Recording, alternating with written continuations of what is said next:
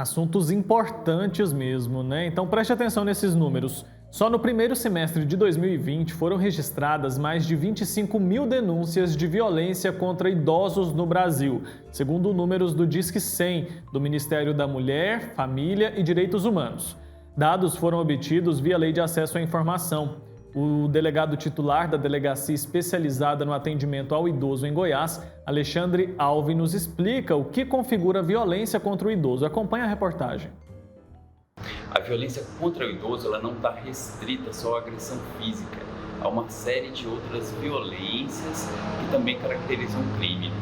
Essa violência pode ser psicológica, qualquer forma de intimidação desse idoso, pode ser uma violência financeira, nas quais os familiares se aproveitam da condição vulnerável desse idoso para dar destinação diversa para os valores que ele receba, seja via proventos, algum benefício de aposentadoria ou sobre qualquer valor que esse idoso tenha disponível e seja utilizado de forma diversa para garantir o seu sustento.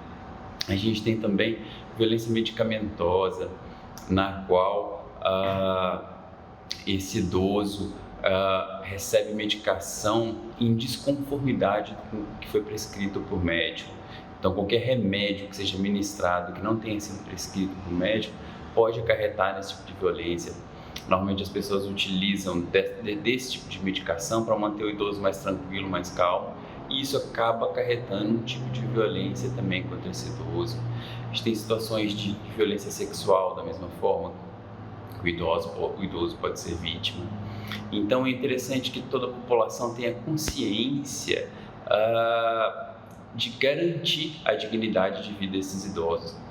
A população não pode ser omissa, então qualquer pessoa que tiver ciência de algum idoso que possa estar sendo vítima desses tipos de situação, que entre em contato com a delegacia, efetua denúncia. Essa denúncia pode ser feita de forma anônima. Qualquer denúncia, qualquer situação anormal que um vizinho, um parente perceba que esse idoso está vivenciando, entre em contato com a delegacia, a gente vai registrar essa ocorrência e uma equipe vai até o local para apurar o que realmente está acontecendo naquele local, se o idoso está sendo vítima de algum tipo de violência. Então, eu acho interessante toda a população ficar consciente do que é a violência contra o idoso e em qualquer situação que perceba a possibilidade de estar ocorrendo esse crime, que efetivamente comunique a delegacia para que a gente possa atuar e garantir a qualidade de vida dos nossos idosos.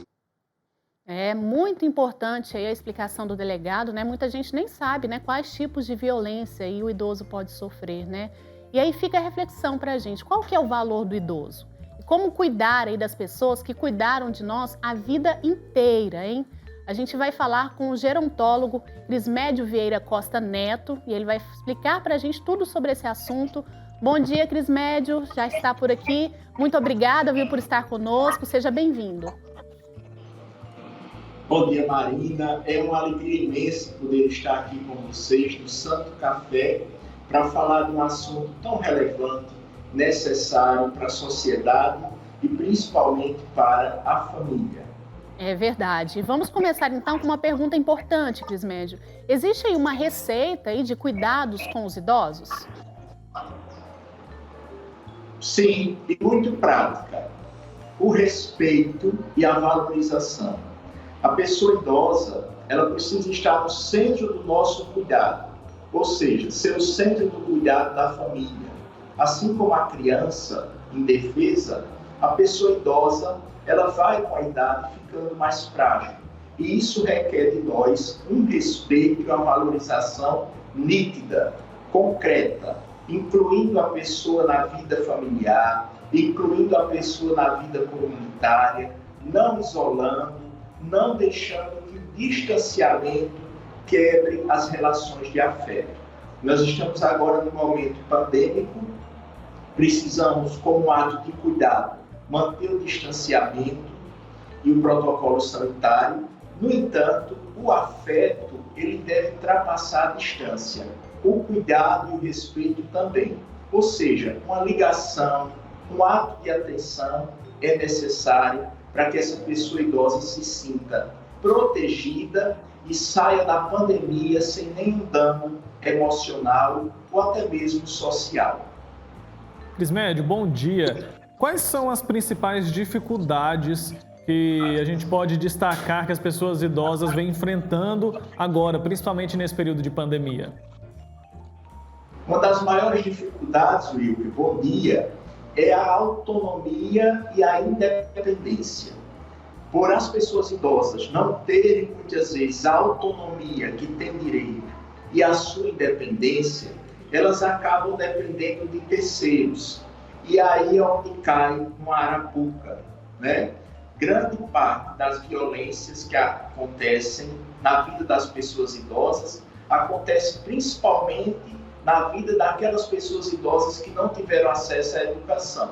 Então dependem de um parente, depende de alguém muito próximo, geralmente de alguém que tem relações de afetos com ela. E essa pessoa, às vezes, não reconhece essa confiança e acaba abusando financeiramente e também psicologicamente através de chantagens. Então, é a família o tripé mais importante que a pessoa idosa considera para se sentir apoiada. Então, cabe à família, à sociedade e à comunidade a ficar atenta aos sinais visíveis e também àqueles invisíveis. Uma pessoa que costuma ir à comunidade, à missa, à recreação, à praça, e nunca mais apareceu, o que foi que houve? Uma pessoa que demonstra tristeza de uma forma frequente. É importante conversar com ela. Às vezes, uma palavra, uma demonstração de afeto pode salvar vidas, e toda vida importa. Por isso que a velhice não deve ser vista como um peso, mas a velhice deve ser encarada como uma dádiva e de forma positiva na vida da gente e na sociedade. Crismédio, agora a gente pode falar que a gente precisa trabalhar a inclusão social aí, até pensando no bem-estar dos idosos? Claro, é importante. Hoje nós já somos a 6ª maior população idosa do planeta. Isso é um dos maiores ganhos para o Brasil, mas também acompanhada de uma preocupação. Como é que estamos fazendo e construindo espaços para incluir e dar vez e voz aos longevos e longevas? Cada vez mais é natural as pessoas chegarem aos 100 anos e pessoas ativas e com a sua autonomia preservada. Então é preciso garantir espaços, é preciso cidades amigáveis às pessoas idosas, espaços acessíveis. Por quê? Uma velhice, qual é a melhor forma de envelhecer? Qual é a velhice perfeita? É aquela que eu tenho a oportunidade de fazer o que eu gosto e me tornar feliz porque estou com a minha autonomia preservada. Eu falo muito em autonomia porque é algo sagrado, é algo que a nossa dignidade merece tê-la permanentemente no nosso dia a dia. Uma pessoa que não é autônoma, uma pessoa que não é independente, o fato de depender dos outros, isso já causa um impacto negativo. Então, inclusão, autonomia e dignidade são palavras fundamentais para a gente acolher os mais de 35 milhões de pessoas idosas hoje no Brasil. E como eu disse, daqui a alguns anos, a 6ª maior população idosa do planeta será o nosso Brasil, ou seja, teremos mais avós do que netos. Crismédio, como que nós, que somos mais jovens, podemos ajudar aí nessa luta para a valorização da pessoa idosa? Começar a intergeracionalidade, ou seja, unir as gerações. O netinho ter uma boa relação com a vovó, o titio com o sobrinho, o padrinho com o afilhado, as idades se encontrarem e se encontrarem de forma saudáveis, evitando conflitos. Isso que a ciência chama de intergeracionalidade. São as relações positivas, afetivas entre as gerações. Ensinar o respeito no transporte público, o respeito na passarela, o respeito no shopping, o respeito na igreja, na comunidade. Isso vai criando uma cultura de paz, de encontro e de reciprocidade. As pessoas idosas naturalmente já nos respeitam. Cabe a nós expressar de uma forma concreta esse respeito que ela nos dá e que muitas vezes, Marina e Wilker, nós somos aqui o que somos porque os nossos pais e avós foram quem foram ou são quem são. É verdade, Crismédio. Agora eu vou ler até uma participação interessante que tivemos aqui no nosso Instagram.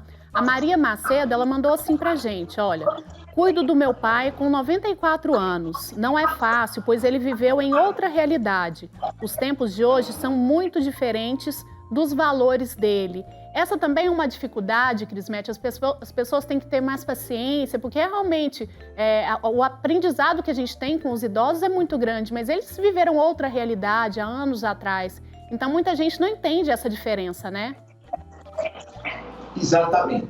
Então, a acolhida, a compreensão, a paciência são ferramentas fundamentais. A pessoa viveu em outra época, de outra forma, teve uma criação específica e provavelmente bem diferente da nossa geração. E cabe o respeito, não enfrentar, não confrontar, evitar conflitos e preservar o respeito.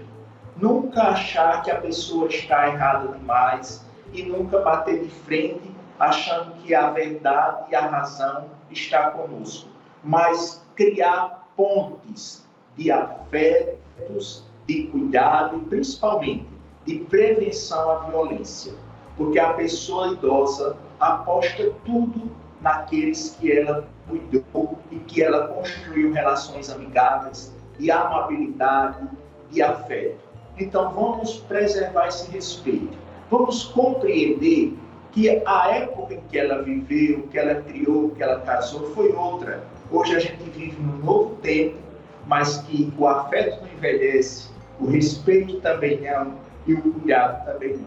Então, carregue a sua relação com essa pessoa idosa, com o seu querido pai, de amor, cuidado, carinho e valorização. Muita gente costuma dizer, Crismédio, que quando a pessoa vai ficando velha, ela vai voltando a ser criança, né? A gente vai tendo que tomar aqueles cuidados de novo que tomava quando era criança. Qual que é a sua opinião com relação a isso? Como deve ser dada essa relação dentro de casa? Porque às vezes falta até paciência, né? Muita gente não tem nem tempo ali de dispensar ali com a pessoa idosa. Como que deve ser esse relacionamento dentro de casa? Wilker, é uma visão errônea que a sociedade expressa. A gente nunca pode infantilizar os mais velhos, independente de ter 70 ou 110 anos. Ele nunca vai voltar a ser criança. Talvez ele esteja acometido por um tipo de demência ou outra patologia, mas jamais infantilizar, sempre respeitar, chamar pelo nome ou pelo apelido que ele gosta de ser chamado, tratá-lo como uma pessoa, um cidadão comum, com todo o respeito que a gente precisa. Porque infantilizar, às vezes psicologicamente, causa um maltrato. E a pessoa, para não quebrar o elo, não expressa que não gosta, né? Então, vozinho, vozinha, titio. Não, pergunte o seu nome. É José, o senhor gosta de ser chamado como? De Zezé. Aí é outra história, mas sem infantilizar, porque nenhuma pessoa idosa volta a ser criança. Jamais. Certo, Crismédio. Agora eu queria que o senhor ajudasse as pessoas que estão em casa com dicas. Às vezes a pessoa vai contratar um cuidador ou então até mesmo vai ter ali um cuidador da família. O que a família tem que observar nessa pessoa que vai ficar aí em contato direto, com muito tempo, né, com esse idoso? Muitas vezes os filhos ali, eles têm que trabalhar, então não podem ficar em casa. Tem uma pessoa que fica responsável ali, até pelos medicamentos e tudo mais. O que essa família tem que prestar atenção nessa pessoa que vai ficar com a pessoa idosa? É o primeiro passo, buscar um profissional. Como se encontra? Essas escolas que preparam o cuidador, geralmente elas reservam um banco de dados. Então, pegue uma referência. Tendo a referência e essa pessoa tendo experiência, melhor ainda. Sendo incluída no seio familiar para cuidar, preste atenção nos sinais, tanto da pessoa e mais ainda da pessoa idosa. Que sinais ela está dando? De prazer, de satisfação, está vivendo com mais alegria, está mais entusiasmada para tomar um banho, para ir ao jardim. Esses sinais simples e naturais. Percebendo negativamente, procura outros caminhos, conversa com a pessoa idosa. Ah, mas ela tem uma demência, ela não pode falar. Então, intensifica a observação da pessoa e chama até para conversar, tá? Mas se você percebe uma decadência no humor da pessoa idosa, muda de cuidador, vai fazendo essas experiências para que o pior não aconteça. Todo cuidado é importante, mas nós não podemos, de forma nenhuma, colocar a responsabilidade que é nossa nas mãos de um cuidador ou de uma cuidadora. É verdade. Ótima dica. Tem mais perguntas, Wilker? Tenho sim. O senhor mencionou, mais no início da nossa conversa ali, as sinais, né, que as pessoas idosas dão. Por exemplo, ela é acostumada a ir sempre à missa ou a ir ao parque, e aí a pessoa some, para com essa rotina. Se eu identifico que isso aconteceu, qual deve ser a minha atitude? O que eu posso fazer para ajudar essa pessoa? Se a identificação for referente à violência, cárcere privado, violência física, patrimonial ou financeira, procura a delegacia mais próxima, tá? Se for identificado apenas um abatimento e a família também ajuda nessa identificação, procura um profissional da psicologia, procura um especialista na área do envelhecimento. As comunidades simples hoje contam com o CRAS, com o CREAS, que lá tem equipes muito profissionais que ajudarão na identificação e acompanharão essa situação, mas sempre busquem ajuda. É muito importante, gente, que o Estatuto da Pessoa Idosa seja cumprido e materializado. A gente não pode subnotificar, a gente não pode deixar de salvar uma vida por medo. Sempre se há formas de chegar a um ponto que vai dar a essa pessoa um suporte e, com certeza, resgatá-la para o meio social, para a comunidade, para aquilo que ela mais gosta. Perfeito. Para a gente finalizar, eu queria ver com o senhor uma realidade que eu acho que é comum no Brasil, se não for, me corrija, por favor, até aconteceu na minha casa. A minha avó, nos últimos anos de vida dela, ela voltou para a casa da minha mãe. Voltou não, né? Foi morar com a minha mãe. É uma realidade que acontece muito, ou seja, o idoso ir morar com um dos filhos, e é um bom caminho isso? É uma situação muito real, presente e delicada. Mas graças a Deus que ela voltou para o coração dos filhos. Isso é muito positivo, tá? Se ela concordou, se o melhor caminho era esse, estão de parabéns. Mais preocupante é quando a gente encontra a única saída numa instituição de longa permanência, nos antigos abrigos e asilos. Aí lá você vê um sofrimento muito nítido. Não um sofrimento físico, mas emocionalmente as pessoas só decaem, as pessoas só se sentem mais sós e desprovidas, abandonadas. E o abandono é grave, também é caracterizado como crime. Então, seja o último